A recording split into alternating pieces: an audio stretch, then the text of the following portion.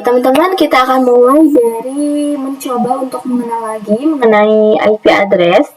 Jadi, teman-teman, ketika suatu perangkat itu ingin terhubung ke perangkat lainnya, baik itu menggunakan wired ataupun wireless, itu tentu saja kita memerlukan identitas nama pada setiap perangkat. Nah, identitas tersebutlah yang dinamakan dengan IP address. Jadi, intinya IP address itu dia adalah identitas atau nama pada setiap perangkat. Nah, untuk IP sendiri itu dia terbagi menjadi dua, teman-teman. Yang pertama itu ada IP versi 4. Nah, IP versi 4 ini dia terdiri dari 32 bit dan dibagi lagi menjadi 4 oktet, yang dimana setiap oktetnya itu terdiri dari 8 bit. Contohnya di sini itu ada IP 192.168.1.10/24. Lalu yang kedua itu ada IP versi 6. Nah, kalau IP versi 6 ini dia lebih banyak, teman. Dia terdiri dari 128 bit dan dibagi menjadi 8 oktet, yang dimana setiap oktetnya itu terdiri dari 16 bit.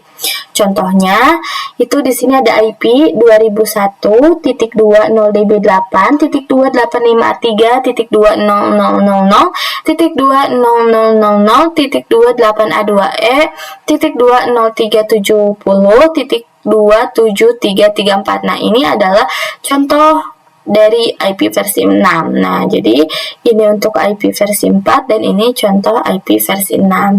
Kayak gitu. Oke, sekarang kita lanjut untuk coba mengenai subnetting. Jadi subnetting itu apa sih? Jadi subnetting itu dia adalah upaya atau proses untuk memecah sebuah network dengan jumlah host yang cukup banyak menjadi beberapa network dengan jumlah host yang lebih sedikit. Nah, teknik subnetting itu membuat skala jaringan lebih luas dan tidak dibatas oleh kelas-kelas IP atau IP classes, baik itu A, B, dan C yang sudah diatur. Nah, tadi di bagian contoh di IP versi 4 itu aku ada nyebutin mengenai /24. Nah, /24 ini itu apa sih? Jadi /24 ini itu disebut dengan prefix. Nah, prefix itu apa? Prefix itu adalah yang menunjukkan jumlah IP yang bisa kita gunakan.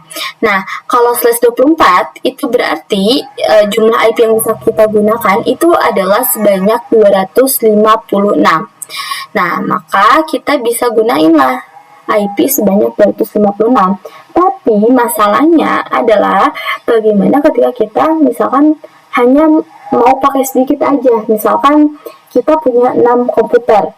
Nah, maka berarti kita cuma butuh 6 IP aja kan. Nah, terus gimana? Nah, maka adalah yang namanya subnetting, yaitu upaya atau proses untuk memecah sebuah network supaya nantinya jumlahnya itu lebih sedikit, teman-teman. Jadi nanti IP-nya tuh gak bakalan ada yang membazir kayak gitu, teman-teman.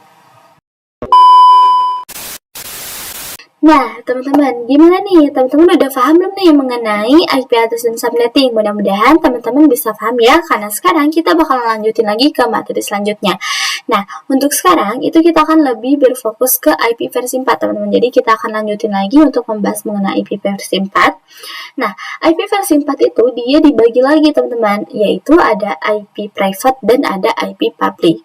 Nah, kita akan bahas keduanya. Kita mulai dari IP public terlebih dahulu. Jadi, singkatnya, untuk IP public itu dia merupakan IP yang digunakan di internet dan bisa diakses dari mana saja. Jadi, misalnya ketika kita mengakses facebook.com, youtube.com, dan lain sebagainya, itu maka secara nggak langsung kita itu sedang mengakses IP public masing-masing yang dimiliki oleh mereka, teman-teman. Asalkan device kitanya itu terkoneksi ke internet.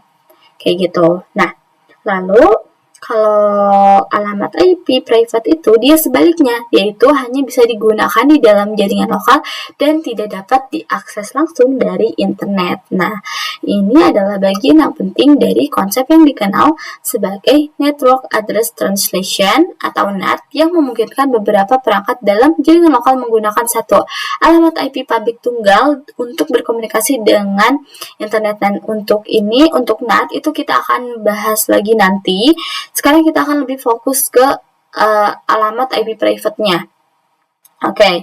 Nah, Lalu teman-teman untuk alamat IP private itu dia dibagi lagi teman-teman. Jadi beberapa kelas. Yang pertama itu ada kelas A. Nah untuk kelas A itu range IP-nya mulai dari 10.0.0.0 sampai 10.255.255.255. Lalu yang kedua itu ada kelas B. Nah, dia range IP-nya itu dimulai dari 172.16.0.0 sampai 172.16.31.255. Dan yang terakhir itu ada kelas C, yaitu range IP-nya dari 192.168.0.0 sampai 192.168.255.255. Nah, jadi ini dia untuk IP private teman-teman. Range IP-nya adalah yang ini. Berarti kalau selain dari ini itu semua berarti masuk ke IP public kayak gitu. Jadi kesimpulannya adalah kalau untuk IP public itu dia itu IP yang digunakan di internet dan bisa diakses di mana aja.